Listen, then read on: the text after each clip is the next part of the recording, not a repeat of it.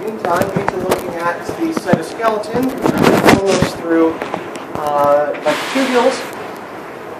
So we saw there are three major components: microtubules, which is where we're starting. We'll soon get into actin filaments, and then lastly, intermediate filaments. There we go. And microtubules are composed of the protein tubulin, specifically the alpha and the beta version of that protein that dimerizes.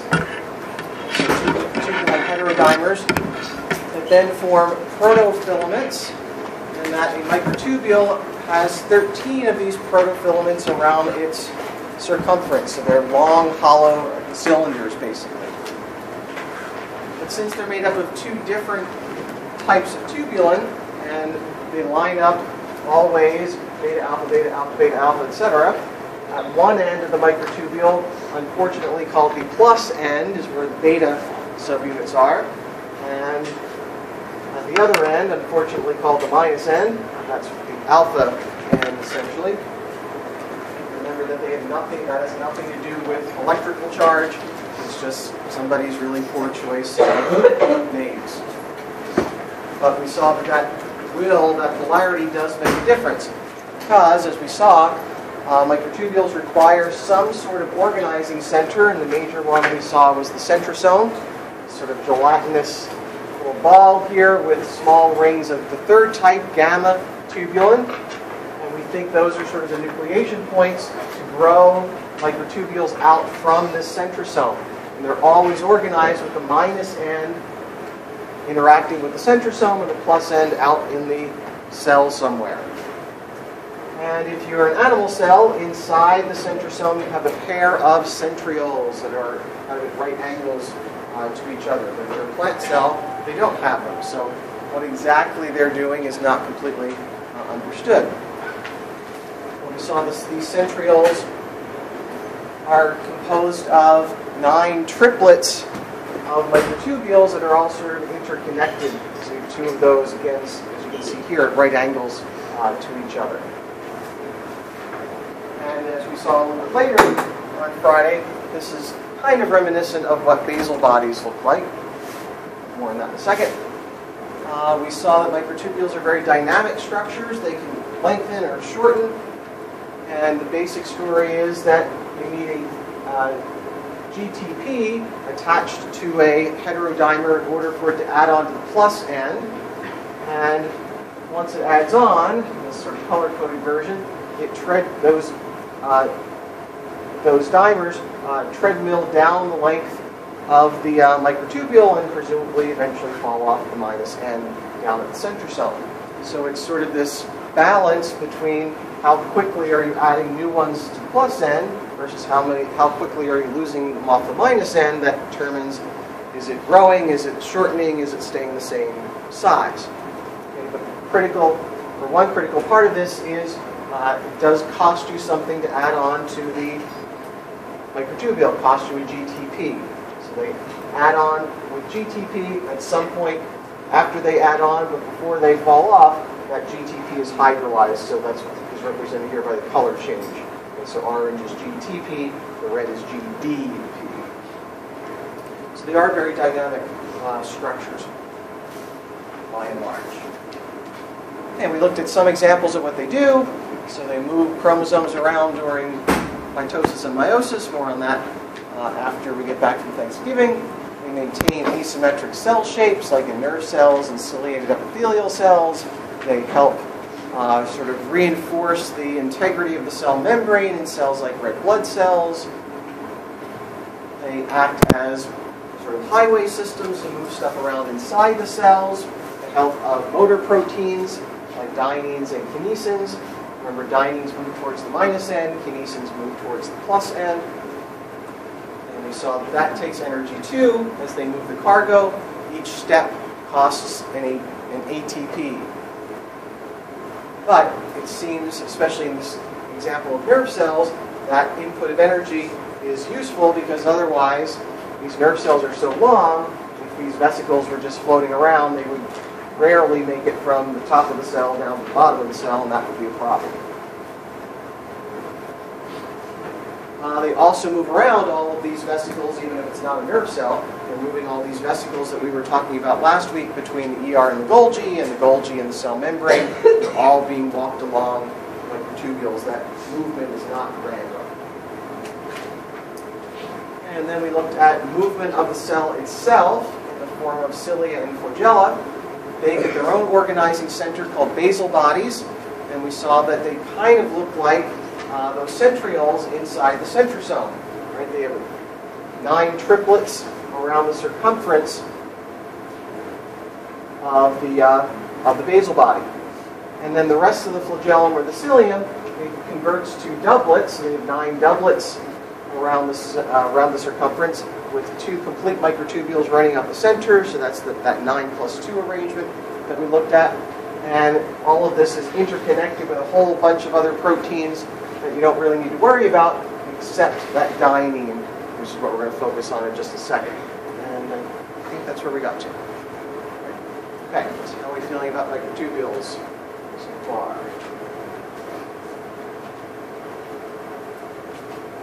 Okay, so the final piece to cilia and flagella are how does this configuration of microtubules and all these proteins, especially that dynein, create motion? How does it allow the cell to move? And the answer to that, let me go a couple more slides, there we go, is usually called the sliding filament model, which is sort of a weird term, but it was based on the experiment that they did to sort of show how all of this works.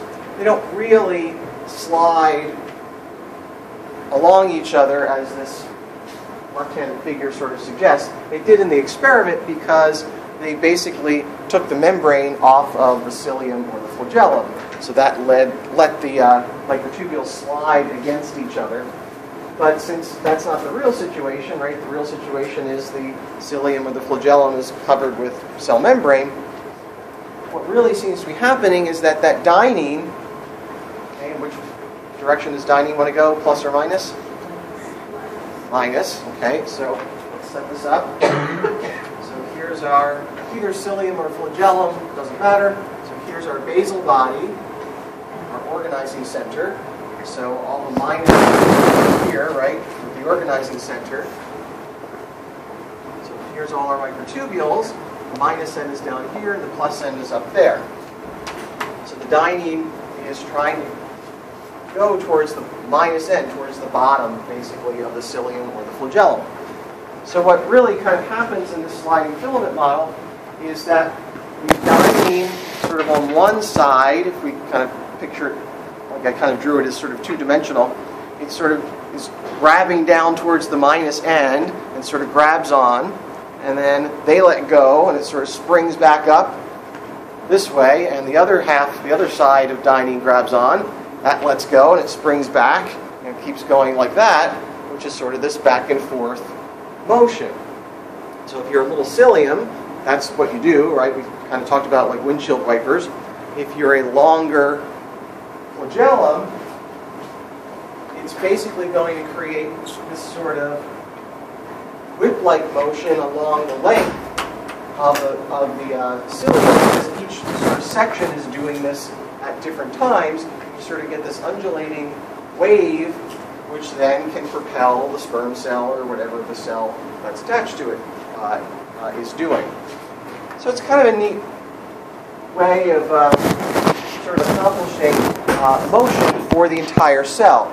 So again, with flagellum, the sperm cells are probably the perfect example. If we're talking cilia, then again we can talk about the cilia that line your trachea, or let's have an animation of paramecia. So a couple of animations will show this.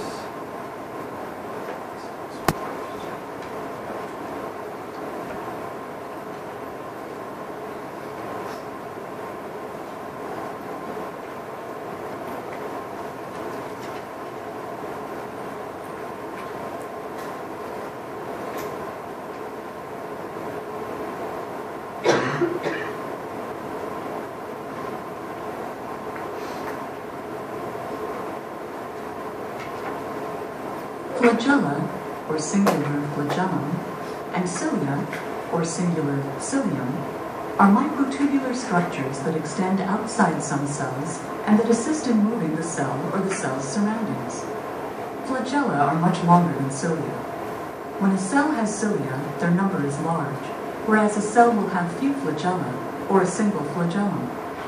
Many protists have cilia, and the sperm of many plants and animals have flagella. Flagella and cilia are assembled from tubulin subunits organized to form a circular arrangement of 9 pairs of microtubules attached to a central pair. Flagella and cilia bend to cause movement of either the cell or the surroundings. The bending uses energy derived from the hydrolysis of ATP. So that gives you at least a little bit of an idea. Again, so that side would let go, it would spring back, the other side would grab, and again, it would just keep going back and forth, which will allow, again, the cell to move. Much like this paramecium.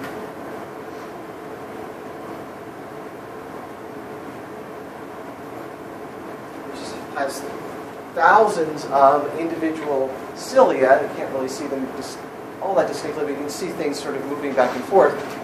And somehow, and this we don't really understand very well either, is how does this single cell with, say, 1,000 cilia, how does it coordinate how all of those are moving? Because if they were completely just randomly moving each one on its own, it would just be tumbling. It wouldn't be able to move in a specific direction, but clearly it can. So somehow, something like a paramecium has the ability to somehow coordinate the movement of all of these thousands of cilia, but we certainly don't understand how it does that yet. So hopefully you're getting used to me saying this at this point in the semester. There's still a lot of stuff that we don't understand exactly how it works. Okay, so that's a little bit about microtubules. Okay, about those.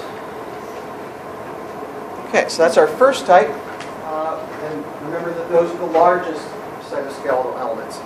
We're going to jump to the other side and look at the smallest of the three, and those are called actin filaments. And sometimes, because they're small, they're the smallest, they're sometimes referred to as microfilaments.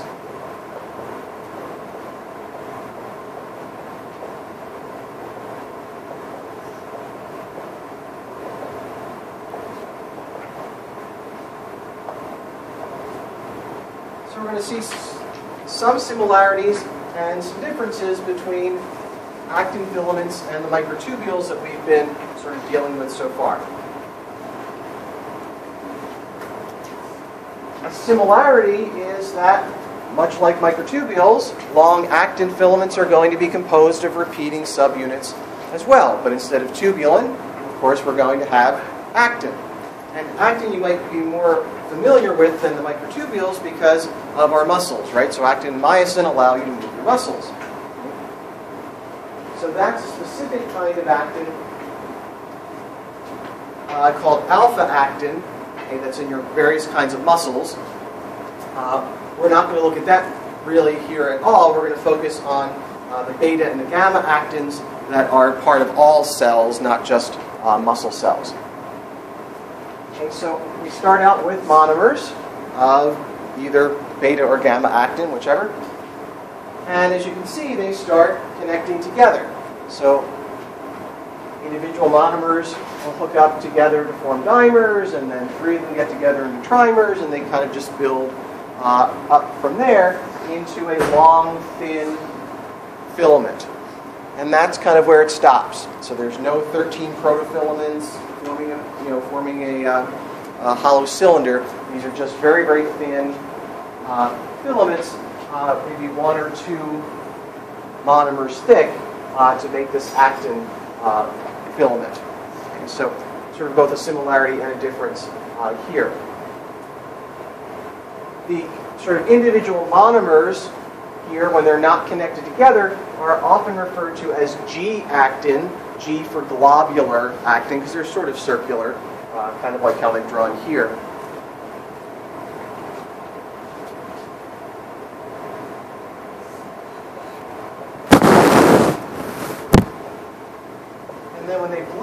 hydrolyze into a filament, then they're called F-actin for filament actin.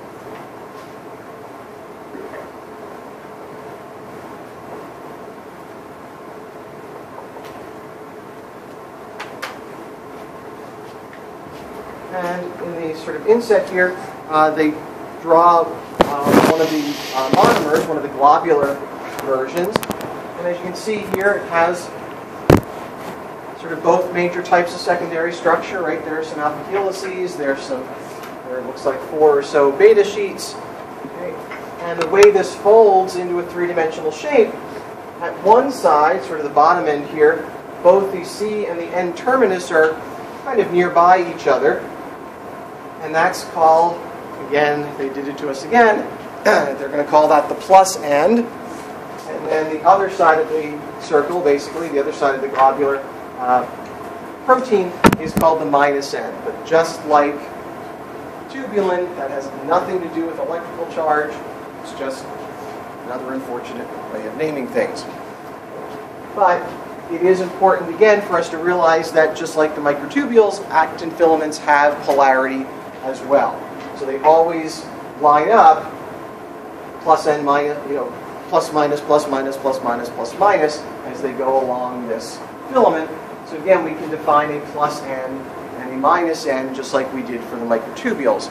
Okay, but again, remember, it's nothing to do with electric charge, it's just what they kind of called it. What else? Oh, the big difference, though, is that unlike microtubules, actin filaments do not have any kind of organizing center. Okay, so there's no centrosome, there's no basal bodies. Those are unique to microtubules. Okay, so there's no extra thing that we need to get actin filaments to, sort of set up. They just kind of do that on their own, which is kind of good. A similarity is that actin filaments are also somewhat dynamic structures. I wouldn't say quite as dramatic, or dynamic, I should say, as microtubules, but they do change length. Okay? And it's a similar kind of story. Monomers with ATP, so we had GTP for microtubules and tubulin. We have ATP for actin, so that's kind of easy to remember. Okay? Actin and ATP. And it's the same kind of story. In order to add on to a filament, the monomer needs to have ATP attached, and we get treadmilling down the length of the filament, and at some point between it adding on and falling off, that ATP will be hydrolyzed. So that part of the story is very similar. A tiny bit of a difference is that while probably most of the actin monomers, the new actin monomers, will add to the plus end, just like we did for microtubules, there is a small amount that can add on to the minus end as well. So you can get addition at both ends, although you certainly get more addition at the plus end, just like we saw with microtubules. That is a slight difference there as well. And then, of course, it's the same kind of story. If you're adding them faster than they're falling off, then it's going to get bigger. If you're adding them more slowly than they're falling off, then it's going to shrink. If those rates are about the same, then it should stay the same size. So that's kind of a similarity, at least thematically, with the microtubules. Look at that combination for that.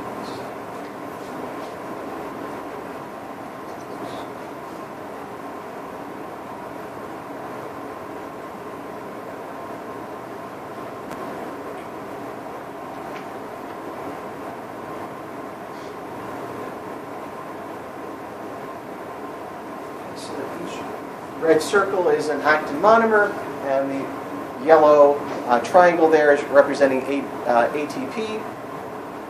So a few of them kind of get together, and that sort of nucleates the process. It gets the process started, and then if there's a high enough concentration, they'll start adding on. But you can see they add on to the plus end more quickly than they do to the minus end. And then once they're hooked up, they hydrolyze their ATP. And there is treadmilling. I don't think they show that very clearly in this animation, but there is treadmilling down the length as well.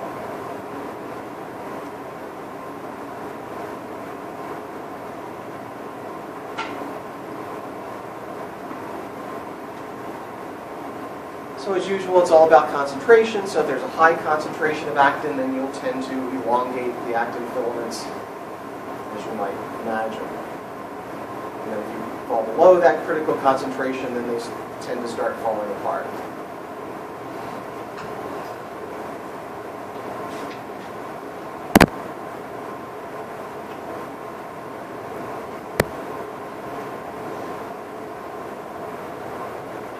Okay, so structurally a lot simpler. Right, so they're just sort of long polymers of actin monomers. So what do they do? Well, again, we'll see some similarities and some differences with the microtubules we've been looking at. They certainly, like microtubules, actin filaments are part of the story of maintaining an asymmetric cell shape. So here, this is representing your epithelial cells in your intestinal tract. Okay, and we have small, or sort of small finger-like projections called villi.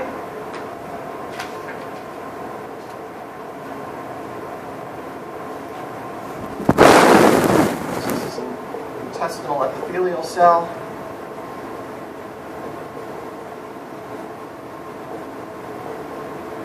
And we have these finger-like projections here called villi that help to increase the surface area of the cell so it can absorb the food that we're eating more efficiently. And these villi are held in place by actin filaments.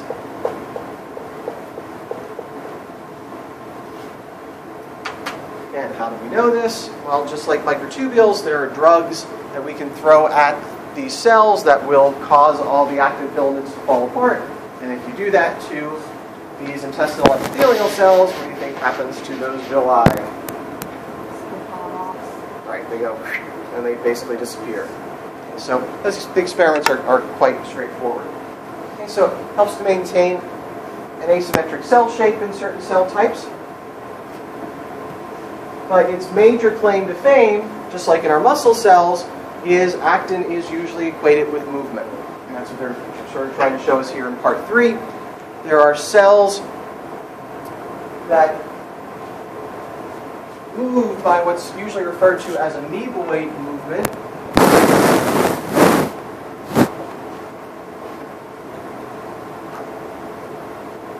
They're able to basically sort of crawl along kind of like an amoeba, so that's where it gets its name.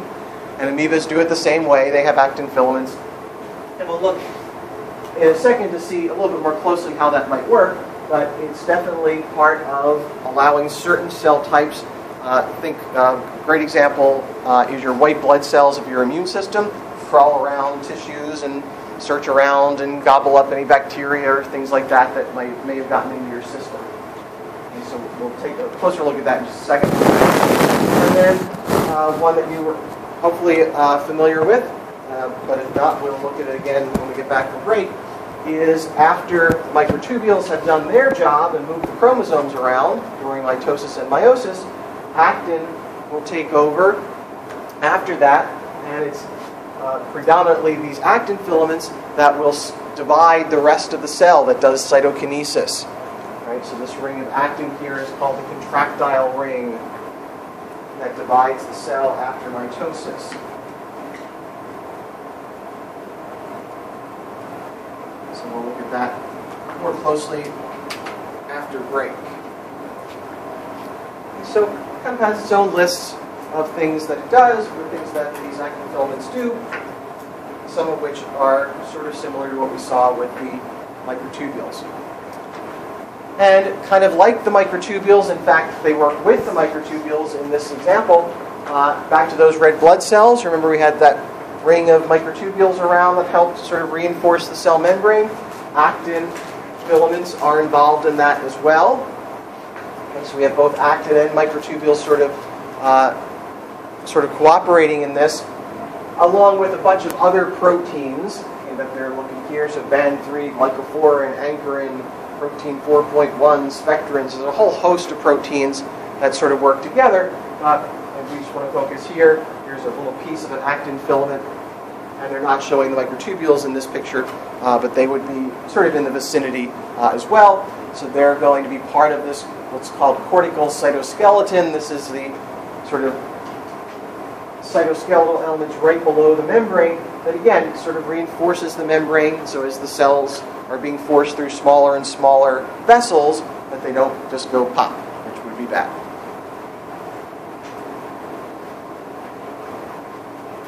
Okay, so if we kind of look at this cell crawling or amoeboid movement a little bit more closely, what you basically see is that the leading edge, kind of the part of the cell that's moving in a specific direction, you have little extensions of that are called filopodia. Filopodium is singular. Filopodia is plural. And kind of like those villi that I just erased here, they're formed by actin filaments sort of pointing in that direction.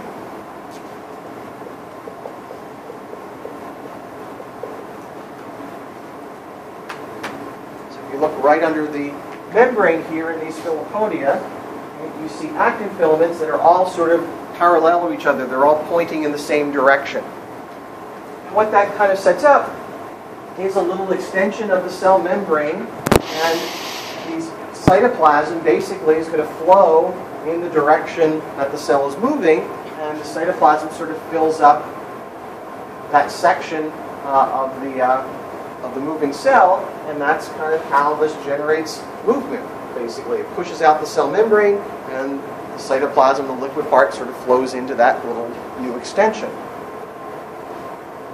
So this is an electron micrograph of all of that, so you can see all of the huge network of actin here that pushes into those filopodia.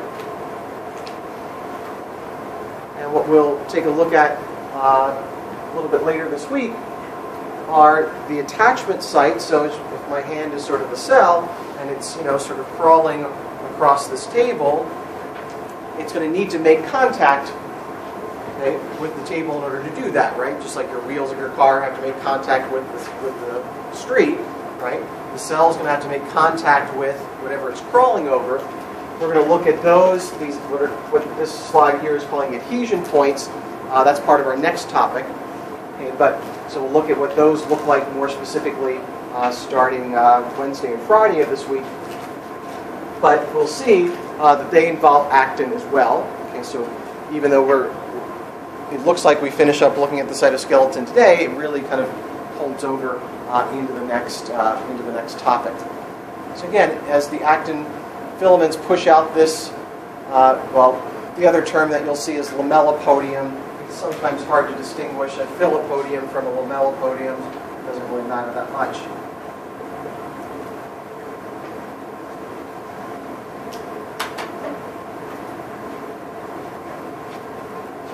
Again, the cytoplasm is going to move into that sort of pushed out area, and it kind of drags the rest of the cell in that direction. It's kind of the simplest way of thinking about how these cells kind of move across. But that is clearly all about actin, because again, if you take an amoeba, okay, we all have studied those before, and you throw certain drugs at them and you take away all their actin filaments, guess what? The amoeba can't move anymore. So it's very clear that amoeboid movement is based on actin. Again, here's kind of what's happening. So if we elongate this actin filament and we push out the cell membrane further, again, the cytoplasm fills in that part of the cell, and again, that creates movement in a specific direction. And here's those microvilli that I mentioned earlier, okay, in your intestinal cells. Okay, so these are pushed out by means of actin filaments that are actually pretty stable. So these in the microvilli don't really elongate or get shorter very often. They sort of pretty much are set at a specific size. Because you really don't want those villi, elongating or contracting very often. They kind of want those pretty stable structures. Okay, so that's a little bit on actin. Does that make sense? Okay. Okay, and then our final type of cytoskeletal element are the ones in the middle. So again, microtubules are the biggest. actin filaments are the smallest. The ones in the middle, size-wise, are called intermediate filaments. They're intermediate in size. And as you can see in this figure, there are types of these proteins in the cytoplasm. Those are the ones we're going to focus on, because technically we already dealt with the ones in the nucleus. Although I didn't tell you that they were intermediate filaments then, we've actually already looked at the nuclear intermediate filaments. Think back to nuclear structure when we talked about those nuclear lamins, proteins that sort of coat the inside of the nuclear envelope. Remember those? Yes, Dr. McGuire, of course we do. That was very exciting, studying the nuclear structure. Okay? Technically, those lamin proteins that we looked at back then are a type of intermediate filament. Okay, so check that already since we already looked at those. Okay? We're not done with them yet because we're going to need to invoke them again when we get to mitosis and meiosis, because we're going to need to break that nuclear envelope down. Remember, that was part of the job of those nuclear lamins. But now we know, hey, they're a type of intermediate filament. So instead, we're going to, since we already covered those, we're going to focus on the ones in the cytoplasm. And there are various specific kinds in different cell types. We're going to focus on the keratins in your epithelial cells as our big example. There are specific ones called vimentins in your connective tissue and muscle cells. There's a type called neurofilaments specifically for your nerve cells. So there are some tissue-specific kinds of intermediate filaments. They all sort of do the same thing. So we're going to, like I said, we're going to focus on the keratins as our big example here. And people have worked on these and figured out a whole sort of classification scheme for the various types of intermediate filaments. You don't need to memorize this or anything, but there are at least 6 different classes of intermediate filaments out there, but we don't need to get into it in quite that level of detail. So, first, really big difference between tubulin and actin on the one hand and these intermediate filaments on the other is that tubulin and actin we saw were much more globular, they're much more circular shaped proteins. And as you can see here, these intermediate filaments proteins are not very globular, they're not very circular, they're actually very long and thin, they're much more like fibers. Okay. And as you can see, this is showing us several of the different types, or the several different classes of intermediate filaments, but if you kind of line them all up, they sort of all look basically the same. That's how we sort of figure out that they're all intermediate filaments. So some are longer, some are shorter, but again, if you kind of line them all up, they all basically look pretty much the same. They're very elongated, they're very sort of linear, lots of alpha helical type of structure here that makes up the length of the monomer. But they don't remain monomers for very long, so that's sort of a similar story. We start out with monomers and then we start building things. So 2 monomers come together to make a dimer. And if you'll notice, here the 2 monomers go in the same direction. So the two amino ends are at the same end, and the 2 carboxyl ends are at the same end, so they're going in the same direction. So we go from monomers to dimers. Then we go from dimers to tetramers. So 2 dimers get together and then form a tetramer. Tetra is 4. But the 2 dimers line up in opposite directions. Right? So you have N to C on the first one and C to N on the second one. So sometimes they go the same way, sometimes they go opposite ways. And then it's really sort of these tetramers that are really the fundamental subunit of a filament. Okay, so here's one, there's a third. Okay, so these tetramers basically start lining up into long protofilaments. So we kind of use the same words that we do for the microtubules. And then, this is not the best picture, I'll show you a better picture in a second, but this will at least let us count the protofilaments easily. So how many protofilaments did we have for a microtubule? 13. So let's see what we got here. So 1, 2, 3, 4, 5, 6, 7, 8. Okay, so we have 13 for microtubule, but only 8 for an intermediate filament. Okay, but generally speaking, it's the same sort of idea. So these tetramers line up into protofilaments, 8 of them get together, and while I like this picture because it lets us count that easily, I don't like it because it kind of looks like it's hollow, but it's not. Okay, so let me show you a better picture. Okay, but this will be a nice quick review. So again, we have monomers.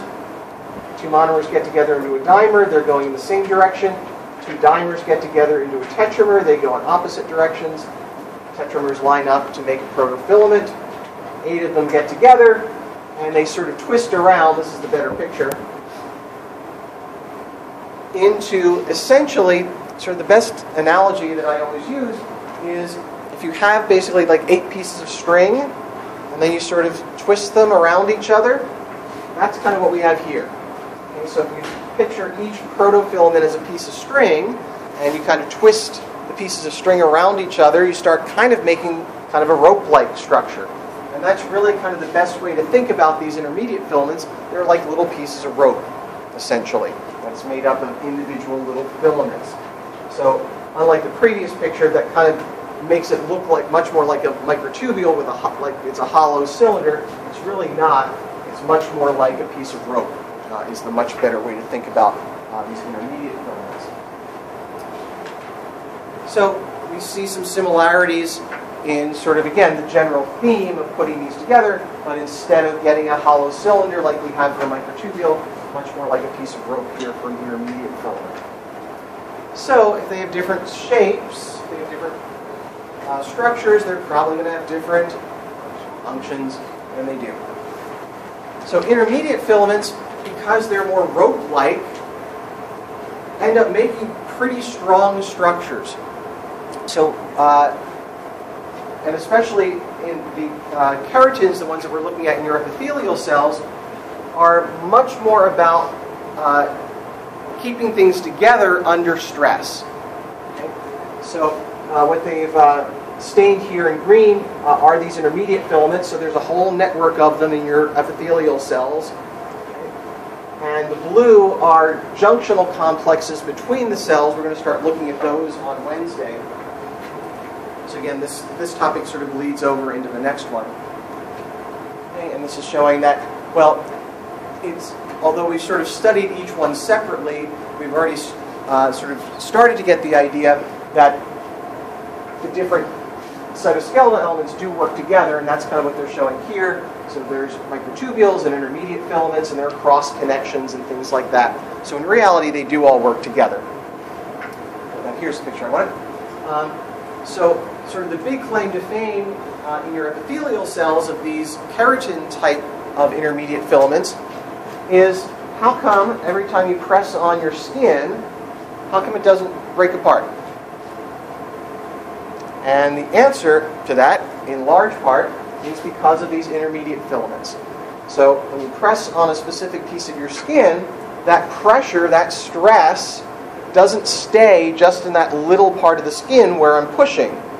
These intermediate filaments, because it cross-links across these cells, that pressure, that stress, is sort of distributed across these intermediate filaments over a much larger sort of surface area, so that it's not just where I'm pushing, that pressure is being distributed like all the way around, probably a large part of my hand, so that all these cells don't rip apart every time you kind of do anything. You know, every time you touch something, that would be kind of bad, right? If your skin started fragmenting every time you touch something, right? So that's sort of the problem that these intermediate filaments solve.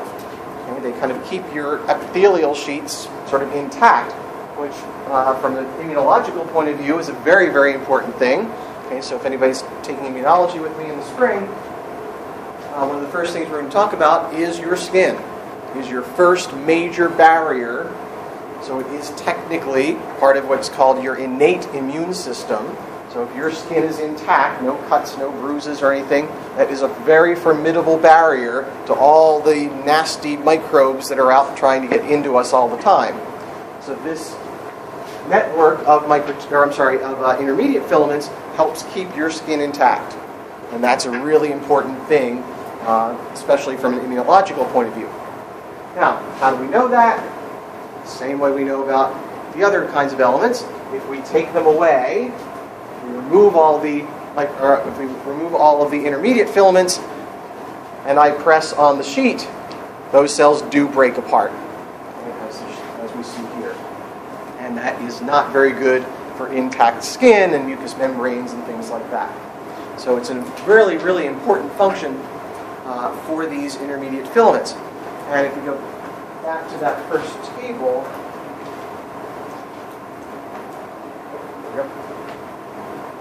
the ones in muscle cells, the ones in nerve cells are doing sort of similar things, right? Every time you sort of stretch your muscles out, you don't really want them flying apart. That would be bad. So the intermediate filaments, the vimentins in your muscle cells are helping keep that from happening. And the neurofilaments in your nerve cells, again, think how long some of those nerve cells are. Some of them are 1 meter long, 3 feet long. So, and you're bending all over the place, and that's bending the axons of your nerve cells. Again, you don't want them snapping. Okay, so these neurofilaments are doing a similar job in your nerve cells as the keratins are doing in your skin. So they're all kind of doing very, very similar things, but they're slightly different types of proteins, as we saw here. So some of them are a little bit longer, some of them are a little bit shorter. But fundamentally, they're all doing this basic job of taking stress, taking mechanical stress on these cells and sort of distributing it so that no single little group of cells is under too much stress, so that the cells start basically ripping apart in the tissue. So basically, it has a lot to do with keeping cells connected together well in a tissue.